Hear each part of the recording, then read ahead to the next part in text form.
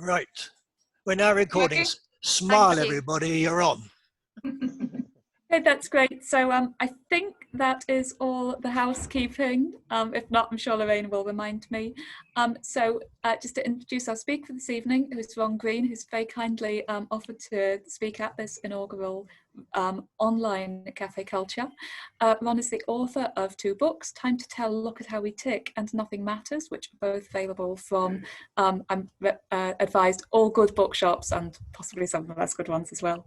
And tonight he's going to talk about absolute and objective truth. Do they exist? So thank you very much. Thank you very much. First of all, thank you for inviting me for your first Zoom meeting. So that is pretty cool. Presumably you've all done Zoom meetings before, or you haven't? Yeah. Everybody?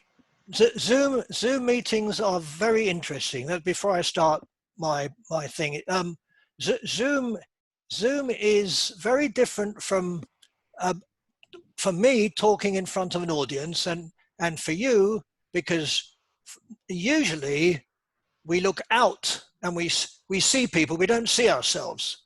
So it's give and take, and you assume that what you think you look like, people see you as, in that convoluted way. But now that we can actually see ourselves, it's much more complicated, because we're now talking to others, we're actually talking to ourselves as well, and we can see our reactions. You actually can't see who I'm looking at, which is very lucky, but also all the world's a stage, but in actual fact it's now more, because what is happening is that you're on the stage, but you're on the stage as well. So you're looking at everybody else and you're looking at yourself as well, and it's a sort of interesting circle. Now, I'm not just saying this for the sake of saying it, because this is part of my talk tonight, which is about absolutes and objective truth and about the flow of how things move.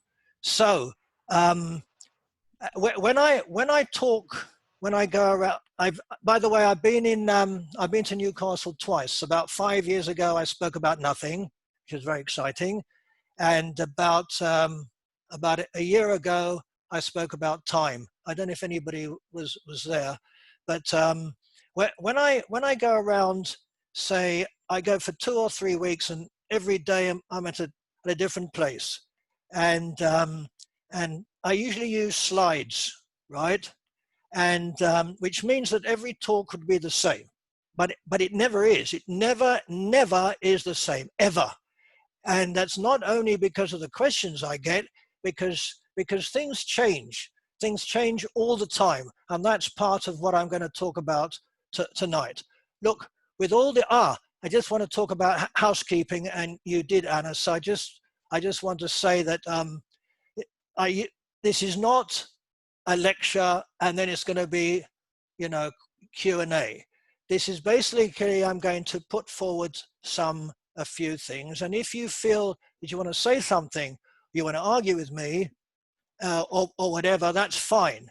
At that point, I will either say, look, can you just keep that because I'm going to come to it, or we're going to then have a discussion. But sometimes what happens is we get so excited we move on to something else. But it's absolutely fine to ask anything as I talk, but not yet, because I haven't started yet.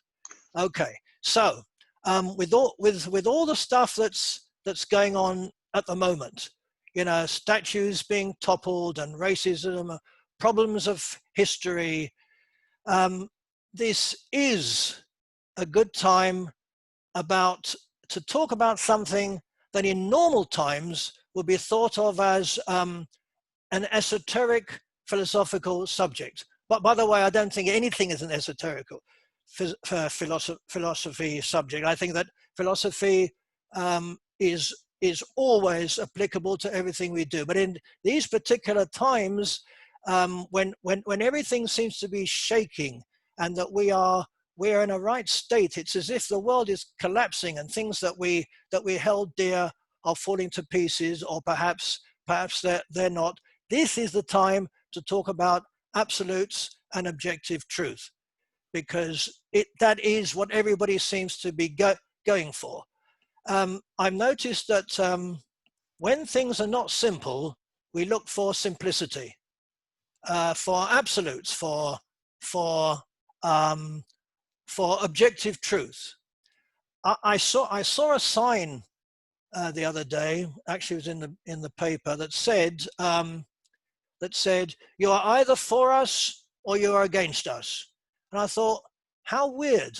That is two opposing absolutes that make one objective truth. The objective truth is for the one who held that sign. Now, what does that mean? They're tearing down things in order to get not to tearing things down, but to get to an objective truth. And I'm wondering how there could possibly be an objective truth. And I'm going to show you this evening, which you won't like, that there is no such thing as objective truth. Okay, so it's strange that that absolutes come to the fore when when there's extreme stress, and sometimes in absolute relaxation. The time when you're lying back with your drink or your joint or whatever, that's when everything seems very, very clear suddenly. And when you're in stress, everything is even clearer, because you know exactly the way things should be. You are now fighting for the way you know things really are. So, but progress comes not from the extremes. Progress comes from asking questions, for thinking, and to just ask and to shake what your beliefs seem to be. This whole business of objective truth has been exercising me for around 10 years. And any of you who've been following me at all, who've read my books, or one of them, or seen the things I have published, etc., will get from what I write, whether it was about nothing or whether it was about time, that the idea of anything objective seems to be very, very strange. It's funny that that when I condense all of philosophy into one question, what I get is, what's going on? And I think somehow it suddenly hit me, that's what we're asking, that's what philosophy is, what's going on? Now, the difference between, now that's a very general thing. Now, I think that my approach is, or that most people would like to know what's really going on. And I don't think there is such a thing as what is really going on. And what my point is, what is possibly going on. That is what I'm looking at, which means that I can't give answers, because I'd be shooting myself in the foot. I don't think there are answers. I think there are possibilities that we need to look at. And I want to show you how people are dying to tell us that there is a truth. And that happens often in science. They are big sinners when it comes to truth. So, for example, Neil deGrasse Tyson, I suppose you know him. He's an American physicist, and he spends more time in front of the camera than in his lab. But his function basically is to get science across to the people, to the masses. I'm not that keen on him, because in order to get to the masses, you sometimes say things that sound very, very nice. But let me give you an example. He said, the good thing about science is that even if it's true, the good thing about science is that it is true, even if you don't believe it. You can't fool nature, he says. Nature is the judge, juror, and executioner of your ideas. Now, I'm sorry, but that is smug and it's nonsense, because science and nature does not state anything. It doesn't state truth. It can't do. Science consists of what scientists have said that what might be happening. And I call that cocktail party cliches. It's very, very nice to stand around and people say, oh, that's very, very wise. But it isn't wise, because science does not look for truth. Science looks for the best explanation, knowing that others will come about. When thinking about this subject for tonight, I suddenly realized that we don't seem to have grown up. We're still back in the old days. We're still looking for that one thing, the fountainhead, that is the basis of everything. We're looking for that one thing that will give us the answer, that can explain it all. We are still looking for God or gods or I don't know, spirit or spirituality. We're looking at the one thing that will help us know what things about. And there isn't one thing. There just isn't. It's a very, very old-fashioned thing. For example, if we go to the latest bits of science, which is quantum mechanics, and they're looking at the smallest particles, and the smallest particles will ostensibly explain where everything comes from. But however small you go, however tiny you get to, they will not explain how humans work. They won't explain what feelings are, how memories come about. Those tiny particles have nothing to do with it. So looking for the tiny particles to give you the basis of life is just really off track.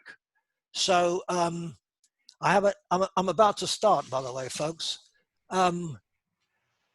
Absolutes don't change. That's the problem with absolutes. We think that we have absolutes or objective reality because we share the same information, but we don't.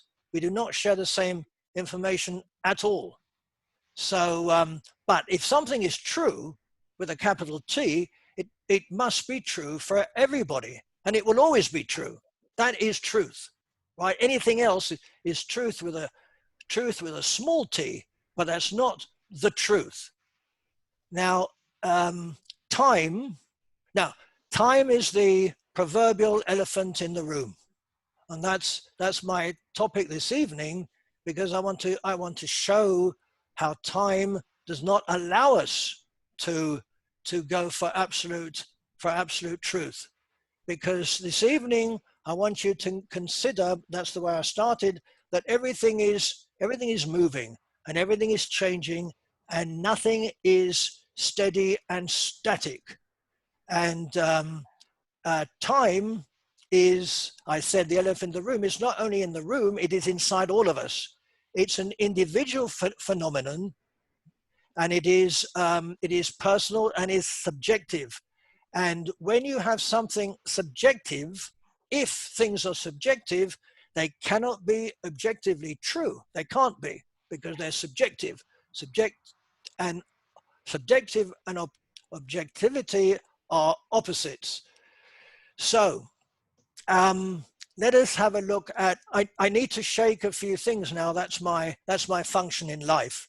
It's like Socrates. I'm not comparing myself to Socrates, by the way. What I'm saying is Socrates wandered around pestering people and shaking them up and driving them crazy and asking them stupid questions, etc., etc. That was his way of getting people to ask questions. Now let's take a few things for granted about time, right? We all take for granted that that here we are in the present, and there's the past, which is gone, it's finished, and there is the future, which we're still going to get to.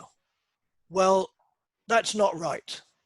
Or let me put it another way, I don't think that that's the way it works. And the reason I think it doesn't work is that I need to ask you, when is the present? When is now? If I go like this, that was now, but it was now.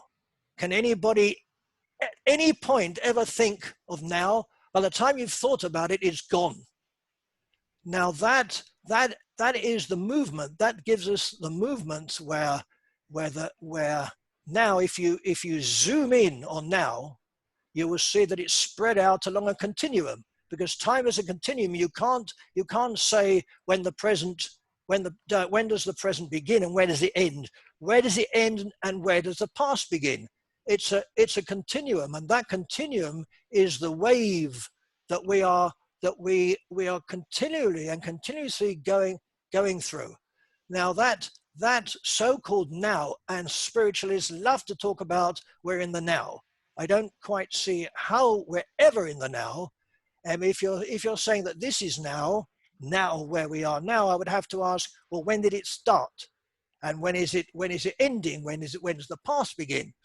So what I'm saying is that when we say that we are now, what actually happens is that immediately you hear that it moves to the past. It becomes a memory immediately. And it joins other memories, and the memories build up, and the memories change all the time. That's why our memories are not reliable. Now, if two people, or as many people as you want, were at an event, and after that event, I can assure you that they will all say something different about that particular event. Now, how does that happen? You're in the same place. How many times have you read the newspapers about an event that you were present at, and you'll say, but it wasn't like that at all. That's not how it happened. And that's because of this moving backwards now, where our memories are continually changing, and they're changing because there are new nows coming in all the time. Our memories are never steady. Now what this shows is that whatever we look at is never the same. So when we think about the past is our memory. Now, if our memory is changing, what does that do to the past? Well, what I'm saying in basically is there is no objective past. There can't be. There is no real past, because the only past is what we remember. So there is no past. I could talk about history, but I won't. I mean, I'm only on here for about 2.5 hours, so you know, I can't really get into all of it. But if I just want to say one thing about my book, Time to Tell. If you are able to get hold of it, please do, because all I can do this evening is touch on a few very small points. But the book goes into detail how I actually get to these small points that I'm saying. Now, if I say that there's no past because it's moving, and there's no real past as such, which reminds me, by the way, something that happened a couple of weeks ago. I was looking in my cupboard, and I found old diaries. I used to keep 5-year diaries for my pains, and I looked at this diary of a few years ago, and I looked at it and I said, but that didn't happen.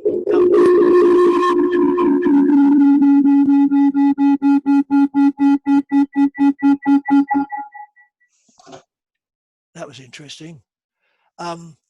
So I looked at this diary at what I had written and said that didn't happen.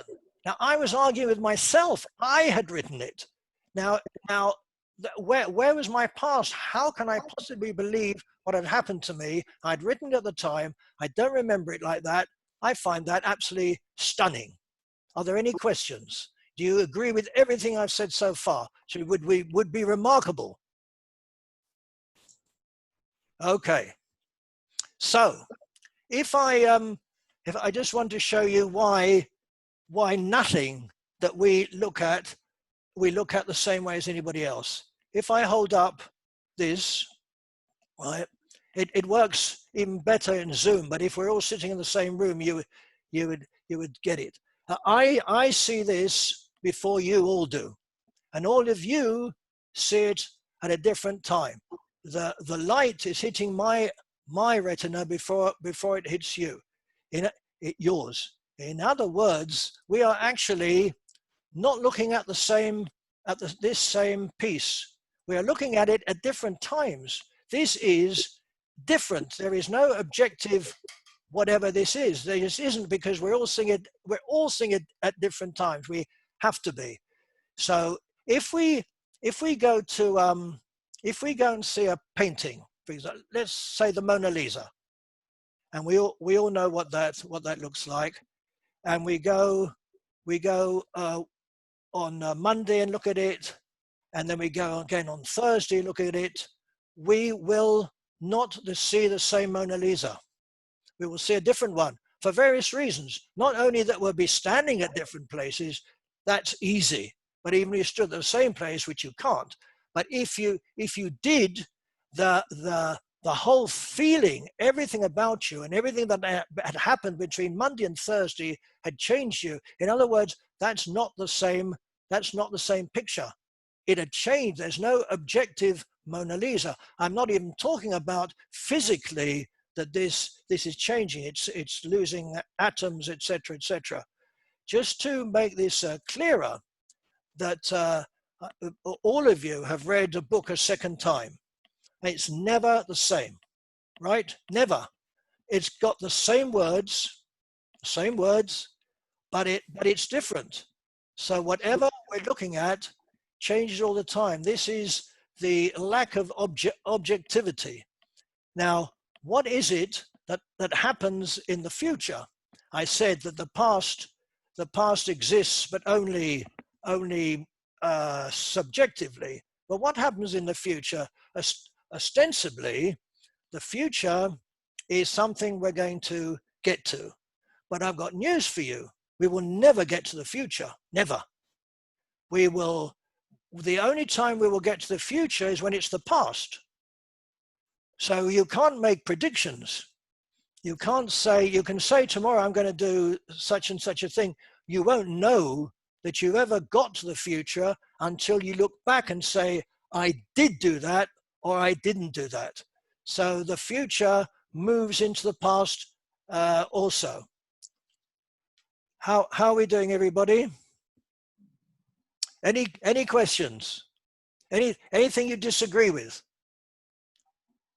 Okay, that's nobody's ever agreed with me before. This is remarkable. I'm coming back to Newcastle. This is wonderful. Anyway, so there is a way of remembering the future. If I showed you a picture of, if you have a look at a picture of friends of yours, and from way back, and when you look at that picture, you will not look at that picture the way I will, who do not know your friends. But when you look at the picture, you will immediately go into some sort of strange spin that you will know what happened to those people. Even though you're looking in the past, you're actually looking forward to those people's futures. If somebody on that picture had in the meantime died, you will, by looking at that person, see that person in a complete different way. Right? Okay. You're a very quiet crowd, I'm going to say. So knowledge is another one of those weird things that it's knowledge can only be something that we remember, or that something we've been told. So let me give you one cute example of Popeye and spinach, right? In 1870, there was a German chemist called Erich von Wolff who mistakenly transcribed the data of the amount of stuff. What was it that it's got? What's it got in spinach? Iodine, whatever. Anyway, he said he transcribed it as 35 milligrams. So they said spinach has got more of this great stuff for strength than anything else. But actually it was a mistake. It should have been 3.5 milligrams. And this carried on, and they made the films, etc., etc.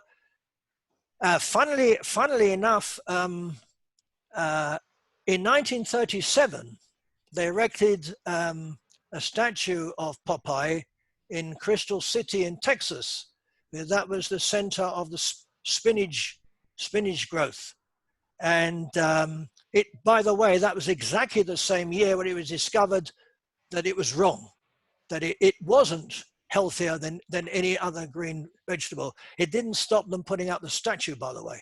So my question is, was it true that spinach was more healthy in those years before we found out it wasn't? Was it true, and did it stop being true? Now, this is where you will have to talk, because whatever you say will be wrong.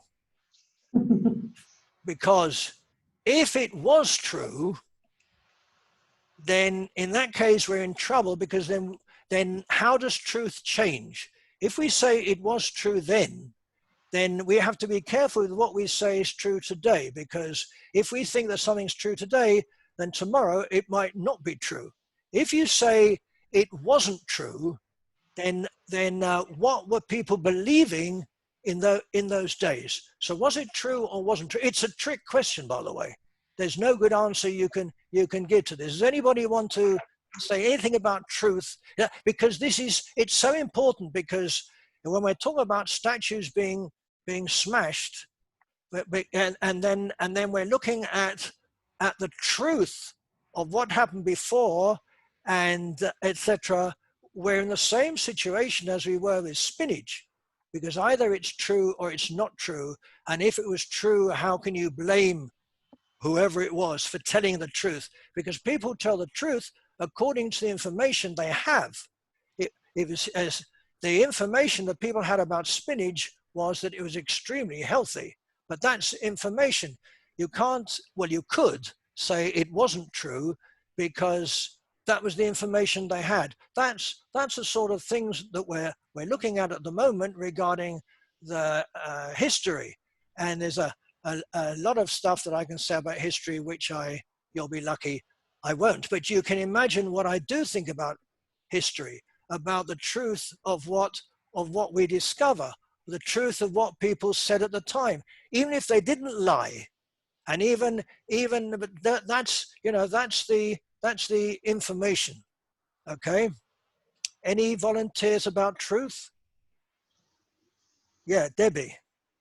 So what you're actually saying is that, if I understand that, objectivity, that there can't be any objectivity or real truth, because every perception is subjective.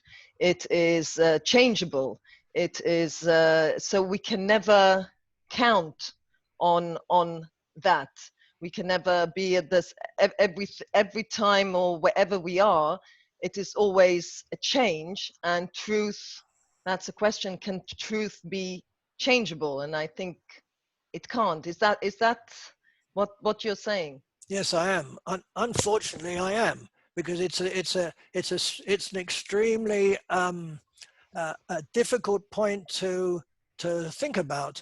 But I am. I cannot find why and in what way there could be truth. I mean, philosophers have been talking about this for ages. Plato believed in the basic truth of figures, of geometry, of lines, etc., and it was there. Kant believed in things as they are, things as they really are. So you can't see this, but believing in objectivity, you would have to believe in something that's really there, that nobody ever sees, and that is out there somewhere, and it is untestable. I don't go for untestable things. I can't. So if I can't go for untestable knowledge, I can say that science tests things, but I do know that it can't test anything exactly. And if you look at quantum mechanics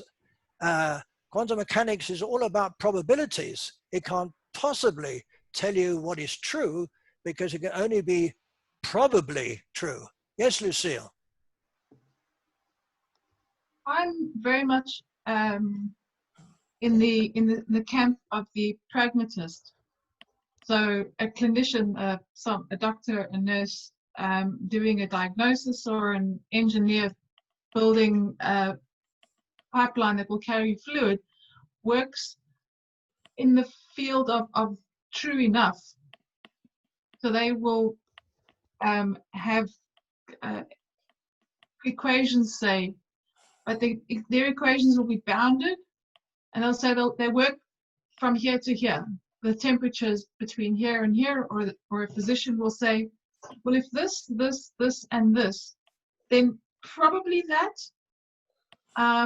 And if the treatment doesn't work, then it's something else. So there are people who work with true enough all the time, because if they didn't believe that there was a treatment out there that works, I mean, that's why we have coronavirus lockdown, is because nobody knew how to treat it. They had no way of finding a true enough. So what about true enough? Believe it or not, I'm with you 100% on that. Or let me put it 98%, because otherwise I'd be doing an absolute. So I'm almost agreeing with you. I'm as close to agreeing with you as I could possibly be. But when you said true enough, that I like that very, very much, because that's my point. It is true enough to work. What we do is that we are approximately correct. We try to be as approximately correct as we can. And you're right that we're always looking for more and more exact. But we can never get to 100% exactness. It never happens. Not in the most exact mathematics. Mathematicians know, they don't like to admit it, that there's no such thing as absolute truth of an equation. There's always some wiggle room. So when you're right. And when you're talking about the lockdown, and that was really trial and error, because even today they're not sure if it works and how much it works, and whether it's 2 meters difference or 1 meter. Nobody knows the difference between what difference it can make to be 2 meters or 1 meter. And why not 2 meters 0.11463, for example? That might be better, right? No, but I just had to add, I'm living in the Netherlands, and that's where I'm dialing in from. And here, interestingly, they've been running on 1.5 meters. And I think the reason is not so much science as they have got a word for 1.5 meters. That's very good. I know, it's really funny. No, it's very good. It's very, very, very, very interesting what you say, actually. Very, very interesting. So basically, the 1.5 meter is not scientific. It's because they got a word for it. And that's as approximate as you can get. I agree with you. My point is, and that's the work that I'm doing now and will come out in my next book, will be about approximation. Because I've heard that everything is approximate, but everything. And they've recently, a couple of years ago, they found out that they had to do something about the kilogram, which was the weight, and they realized it's just not good enough, and they had to do all sorts of quanta stuff. Now, nothing can ever be exact. And if they say that they can say shoot a missile and it'll hit exactly, it doesn't hit exactly. It hits within 10 meters, 5 meters, but never will anything be 100% exact. And by the way, that comes out in our language, that we get along, all of us, but we get along approximately. because we understand each other approximately enough to agree on what we're talking about. The arguments begin when we say, what do you mean by that word?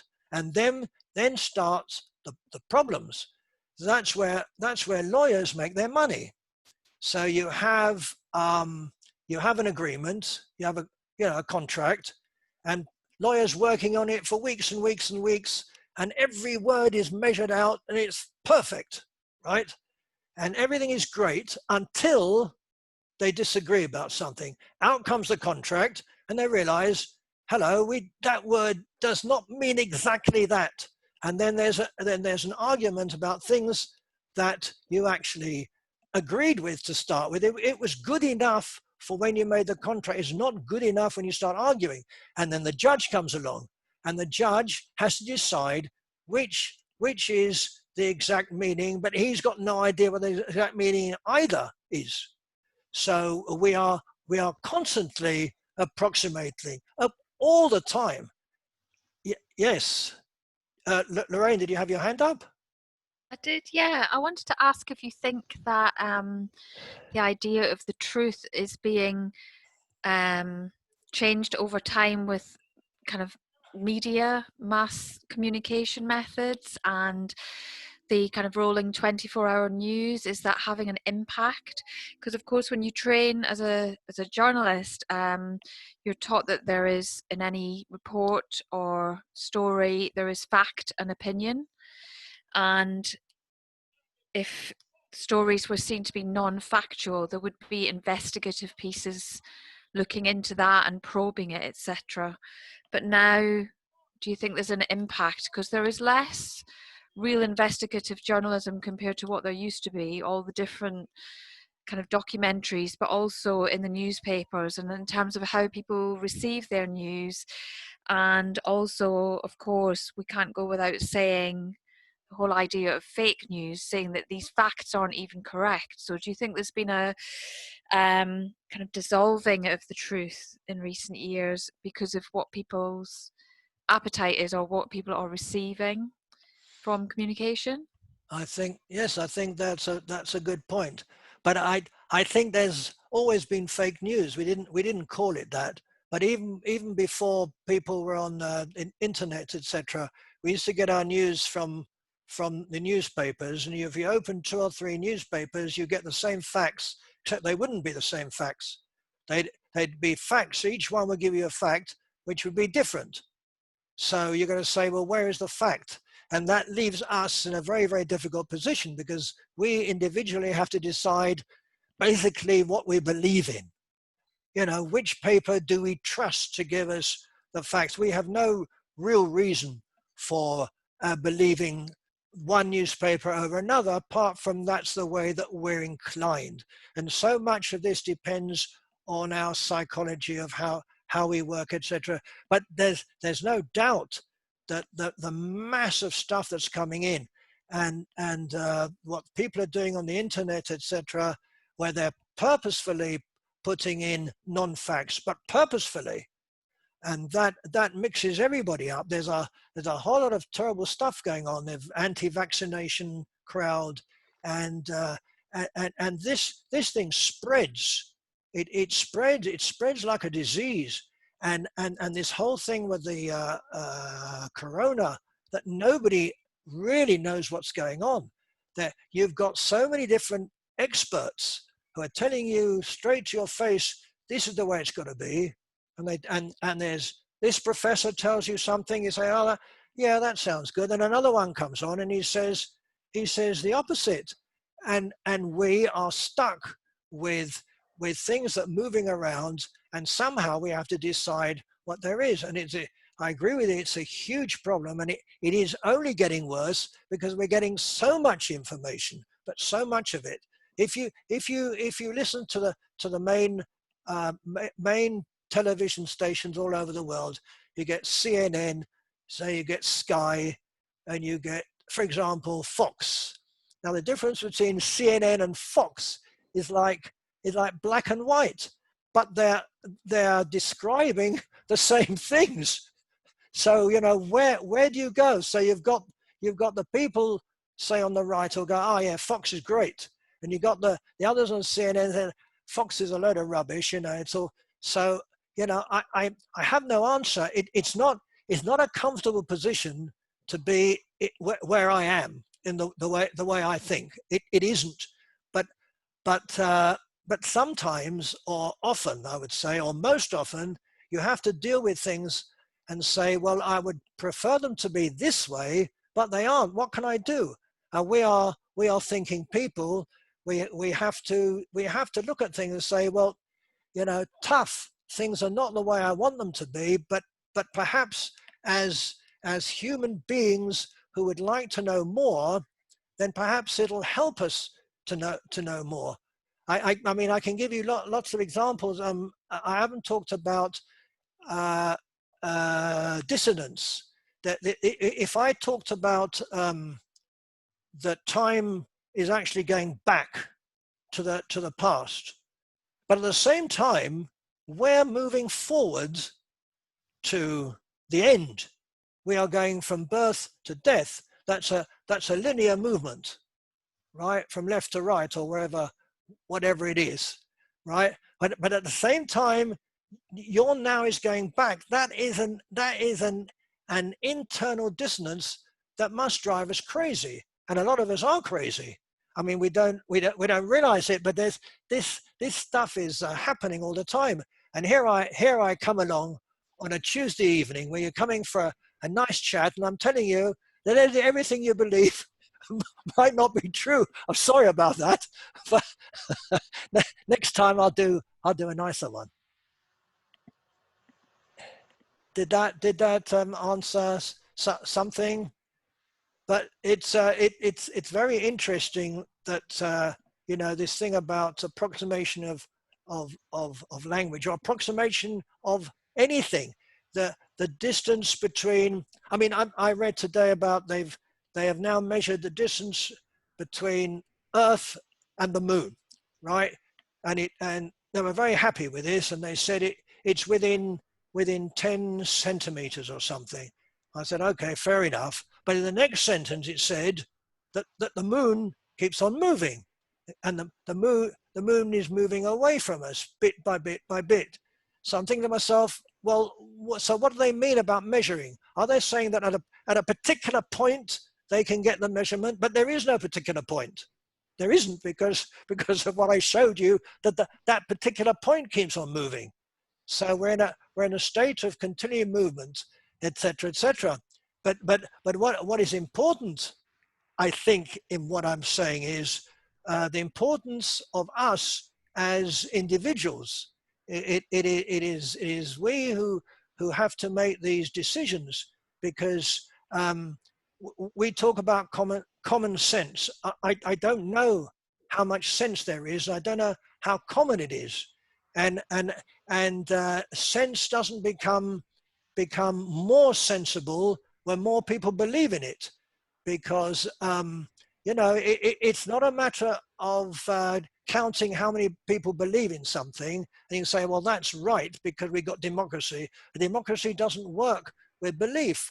Like, for example, if you've got mobs of thousands of people going through the streets, all believing they're right because they've got a common crowd who believe in the absolute truth. Each one of those in there doesn't actually.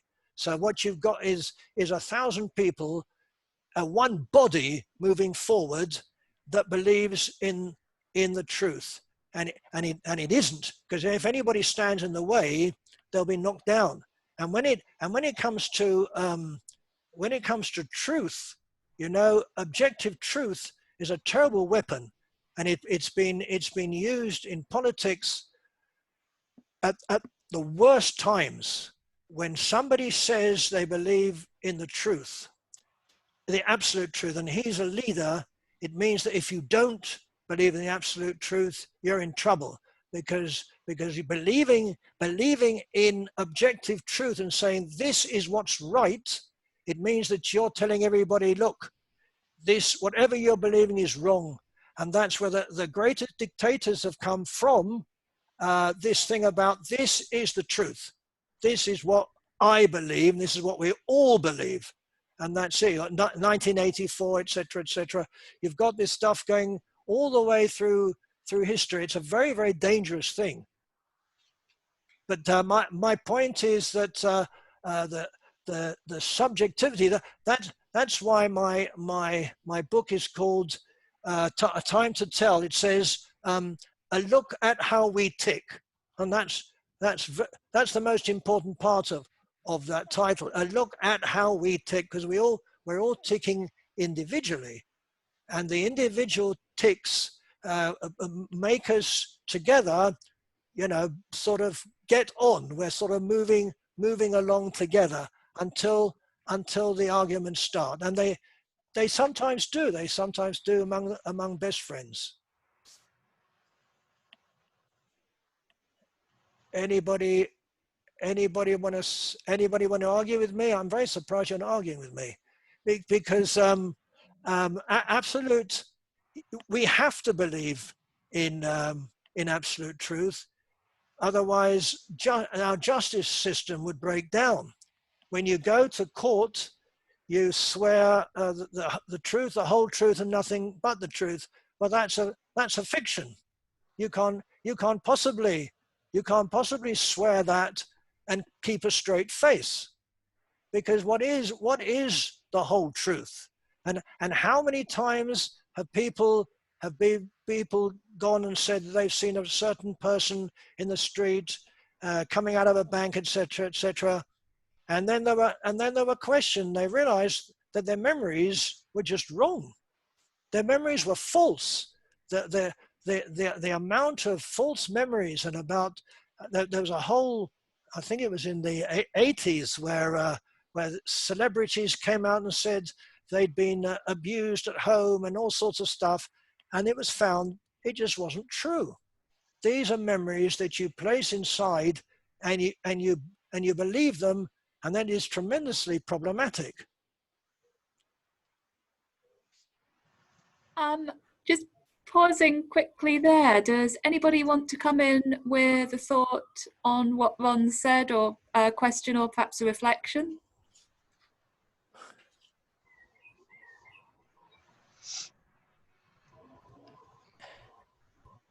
Okay.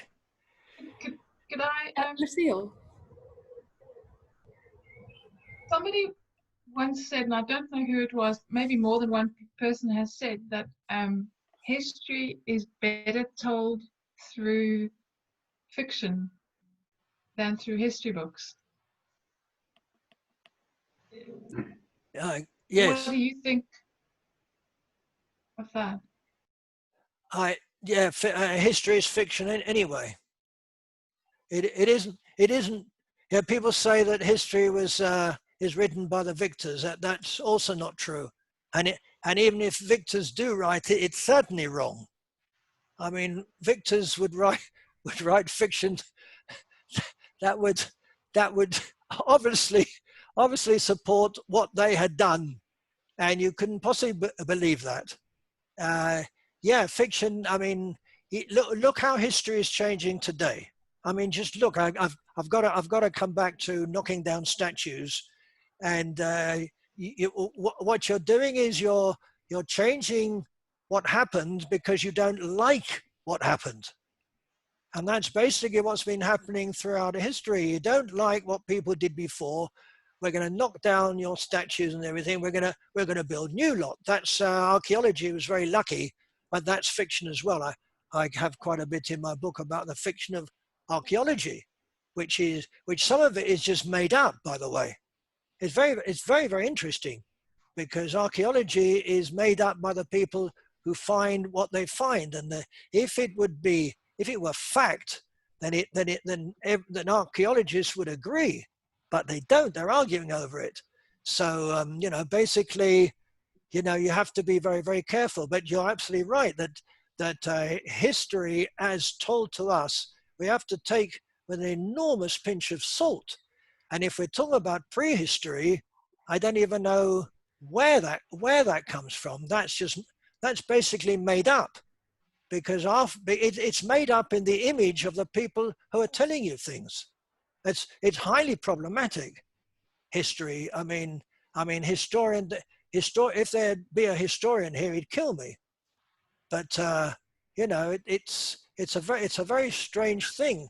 All I wanted to show you tonight, basically, I didn't want to shake anybody's well-being, etc. Although I do that often. But what I just wanted to say is that thinking about things, might destroy stuff, but it might all come back again into clearer picture. After all, we are here for a short time, and in that time, we would like to believe that what we believe in makes at least makes sense, and that when you go to history, history does make sense. That doesn't mean it's true. So the word true is, you know, problematic. And you're right about history. I've written a lot about it, and the more I went into it, the more I saw holes, incredible holes about it. It's amazing. But a lot has been written about history now, about these things. But why are we in such a bad state? Because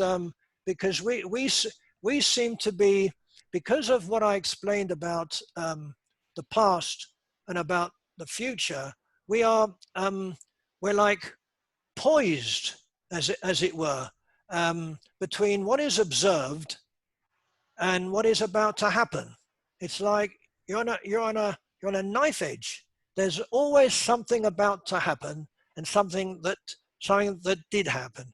We are constantly on the verge of change, because everything is change. Now, the tension between being, right, and being something else, between order and disorder, the latter, the disorder, is always held at bay by the urge to stay the same. We have this thing, we like things to stay the same, but we actually want change. And that you know, that dissonance is very, very interesting. And it is part of the problem with spiritualists who are going on about harmony. They're all looking for harmony, right? Now, I think that looking for harmony is extremely harmful, because what you're doing is you're looking for something that can't exist, and there's nothing more harmful than that. So you know, it's problematic whenever I hear about this harmony, and it's driving people crazy. Just looking for the harmony is much worse than just relaxing and saying, well, this is a mess.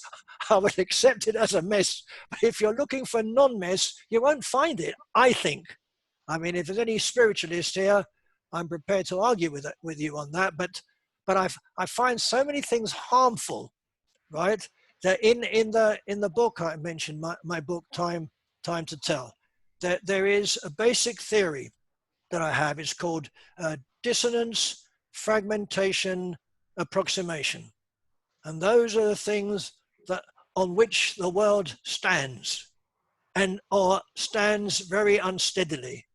But if we take those into account, we'll begin to understand things. First of all, we'll understand, for example, the simple thing, why our memories are so weird. I mean, at the end of this talk, when you talk about it, you'll all remember it differently. You just will. And the longer it goes on after this, the different it'll be to all of you. And that's memory moving all the time. But if I can sum up, I think that because I'm so keen on the individual, on the way that our perception and about reality and what it can mean, whether a mirage is real or not, and when is it real, when is it not real, or you know, a thousand things that you think are real, and when you get to them, they're not real. If you see a cup in the distance, and you go towards the cup, and when you get to it, you realize it's not a cup at all, it's a drawing of a cup. So at what point is it real, is it not real? Why was it not real when you thought it was a cup? And why is it more real when you realize it is a cup? And that the whole business about approximation is, and you correctly said, Lucille, that it's more or less. And the funny thing is that the closer in you zoom, the more real you think it is, but actually it isn't. If you go very, very close to a painting, it's not a painting anymore. It's sort of little squiggles, and you have to move out again to see the real painting. But why is that more real? It depends what you want. If you want the painting to be of a church, etc., then it's more real when you move out. But it isn't a church. We all realize that's not a church. It's a painting of a church. And why does that make it less real than the church that you move into?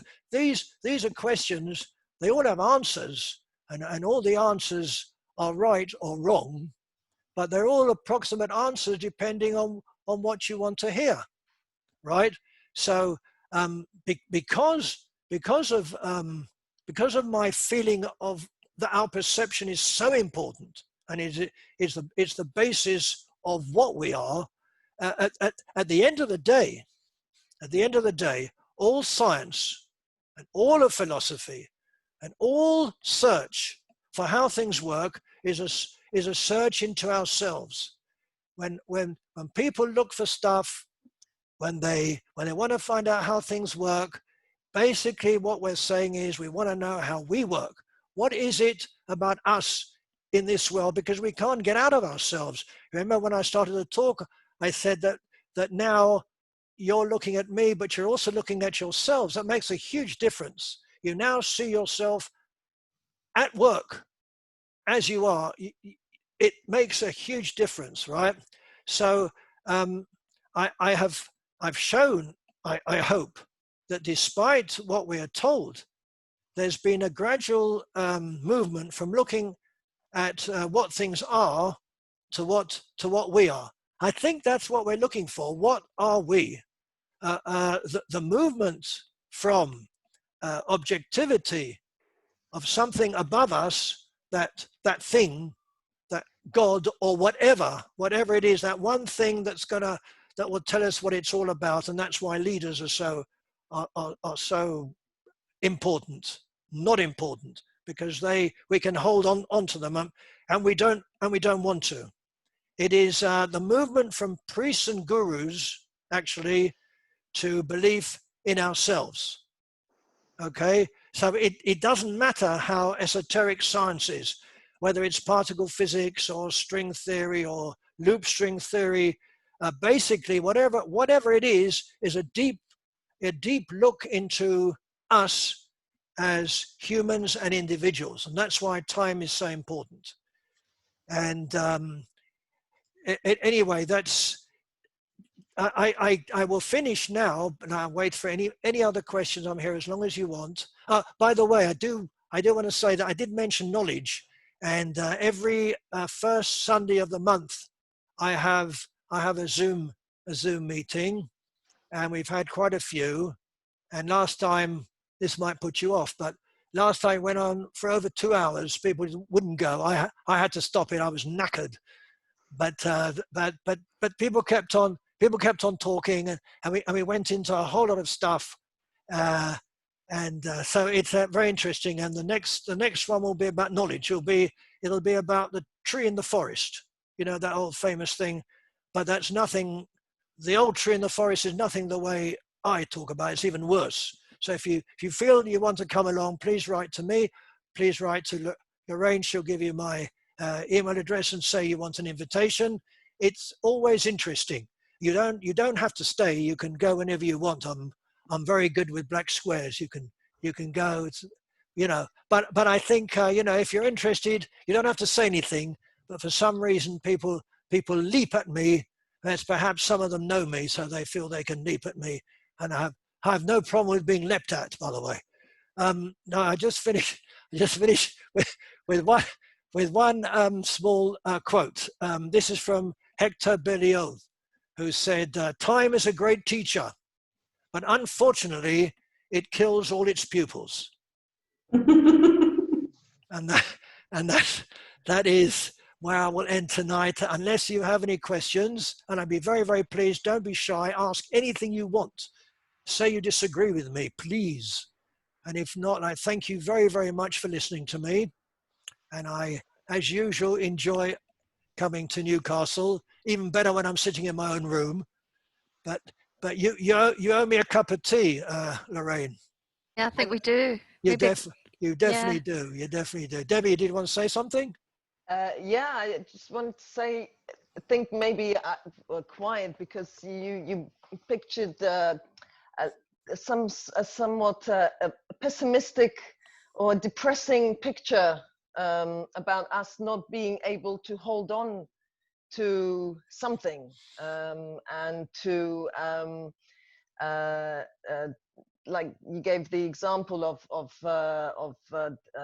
things we hold, or so they're at the end of the day just beliefs, not real truth. But I want to maybe relate it to the last part where you said about the context, that maybe these truths or beliefs, they become, it's a bit difficult to use exact terminology, they become true according to a context. So in history they were true, or we held them because they were appropriate, or they coincided with the culture at the time, with the belief, with the knowledge at the time, and but with time it changes.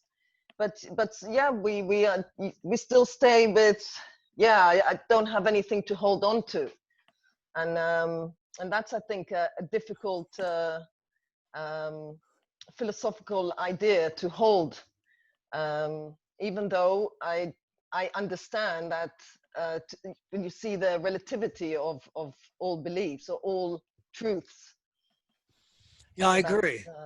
I agree. It is difficult, but I think that once we realize that, I think we can become stronger, because we begin to understand that we understand, or we begin to understand that what we don't understand doesn't mean that is not that important, as long as we understand that something is happening, and that what we can hold on to is ourselves, and not to rely on others, but to rely on ourselves and listen to what's being said, and understand that it might not, that I don't know what actual truth is, because I can't test it. But all this I think started with Einstein, if you really think about it, because Newtonian science, things are very, very clear. You knew that if you threw something, you knew its weight, and how far you, etc., etc. You knew all the parameters. You knew exactly where it's going to land, right? That was very, very clear. And Newton believed that there was one time in the whole universe, one time. And Einstein came along and said, no. He said, there is no one time. That's what I was saying today, that time is different depending where you are. That's exactly what he said in a scientific way. And he said, definitely there is no one now. It depends where you are, it depends how fast you're going, and it depends on your location. I went one step further than Einstein and said, not only is there not a one now, there is no now at all. Even the one now you think is a one now somewhere just isn't. And that itself is moving. That would complicate his, lucky he's not here tonight, that would complicate his equations a bit. But yes, you're right. It could be depressing, and I apologize for that. It is a Tuesday night. You've got the rest of the week to get over it, and but it is possibly depressing. Although I'm not depressed, and I'm not a depressed type. it excites me to find these things out. It excites me to look into quantum mechanics and see that what they're doing is probabilities. They're not saying this is the way it is. They say this is how it probably might be, and that doesn't depress scientists. It excites them. They might be looking for the wrong thing. They're trying to find out how to pin this down, which you can't. But so I wouldn't be depressive. I think I'd be laughing all the way home. Oh, you are all home. You can't all skip home. But after this, you can skip around the room, have a cup of tea, have a drink, and think this is great. The world's been opened up. We can now think. We don't need to think we have to be harmonious. We can be non-harmonious, and we can be happy. Think how good that is. That's more optimistic. Are there any more questions following that optimistic note? David? Surely we use now in different senses. We use now in the sense of you were saying that's a now and it's gone. But also we can also say we're now at this event for a couple of hours, say, and it's quite a long now. So we're using the same word in different ways. I agree. It comes back to the approximation thing. You can use now approximately for whatever you want, but it doesn't. Whoops! It's funny how you move from there to there. You know, Voom is great, or Zoom is great. You moved over there, David. You were over there before. I mean, wow! Now talk about approximation. This is amazing. Which is now. Exactly. This is amazing. You just proved it. How did you do that? Brilliant. Didn't touch anything. Yeah, brilliant. What was the question? Oh yes. So you've got you've got everything as approximate. I can call now a year if I want to, yeah. But I wanted to show that that the movability of whatever we're talking about is real. I agree with you. Now took an hour and a quarter. We were here now. You see, we have to use were, and we are here now. Again, I would have to say, you see, we can agree on that. We have agreed that now can take a long time. We agree because it's approximate. That's fine. But then I say to you, okay, well, when did this now begin? And now we start, and now we begin trouble, because now I'm saying something else about now, and you'll say I didn't mean that now. I said I know you didn't, but we have to come to a compromise. So I agree with you. It shows you the approximation of everything that we're talking about, because if you zoom into anything, you will find you'll get less and less and less accurate. You're not getting more accurate, you're getting less accurate, as you can see from quantum mechanics, where we're really zooming in, and you're finding particles that you can't see. You can never see them. Now, do they exist? How do they exist? Do they exist because of the maths? Does the maths exist? Do numbers exist? You've got a million questions. You have to read the book. You have to. Right. I mean, you really have to, because I'm just touching on a few things. You have to. You. And I'm gonna, next time I come on and see you all hold up the book. Oh yes. Yeah. And I promise you, next time I come to Newcastle, I'll sign all your books free. Right. Any further questions? Yeah. Who was that? Okay. Okay. Anna. Sorry, Ron. No. I didn't see who it was. Yeah, Anna. Hi. Oh, yeah. So with that, I'd just like to thank Ron very much for a really thought-provoking talk this evening. I'm sure there's a lot more to explore there, and thank you very much indeed for speaking. Thank you to everybody for tuning in. Again, huge thanks to Lorraine for setting this up. Lorraine, I don't know if you want to say anything about the next events in the programme. I'm aware that we're in a stage of extraordinary uncertainty at the moment. Yeah. Yeah, I can. The next one is as publicised, which is on the Blue Shield, which is an international organisation, and the speaker is from Newcastle University, Emma. We'll be talking about this international organisation and protecting cultural heritage. Obviously, these topics come around and then they suddenly take a significance, you know, as they are at the moment, which is, it just, we plan them way ahead, and it always seems to be that they become a hot topic just before the talk. So that's just the knack that we have. Obviously we can maybe we can predict the future, I don't know, but I don't think that's true. So yeah, so it's just to invite everyone to that one. It's on the 7th of July and it's on our website. There was another talk we had planned for June, which is being postponed, with a speaker from Finland, around ethics of transgender, and so that is going to be postponed until the next season. We're hoping that Tia can come over and be here in person, but if not, we will do it online. We'll just wait and see what's going to happen. And we've got a whole program that's being put together by Anthony Morgan, who will be stepping in as coordinator very shortly, and really keen to be doing that. He's been involved through the Philosophy Society and other channels for some time, so we'll be welcoming him shortly. So there's one more event before a short summer break, and then we'll be announcing the new season. We'll do that online and we'll do it on Facebook.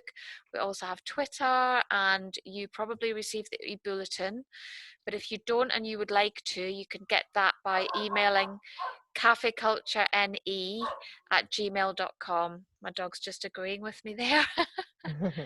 So thank you, everybody. Thank you. Thank you very much. Thank you. I think Ron has said that you can stay on his Zoom account if you want, but I will close the formal proceedings now. Thank you very much. See you all in July. Thank Bye, you. everybody. Bye-bye. Thank you. Thank you. Bye. I'm ending the meeting now, right?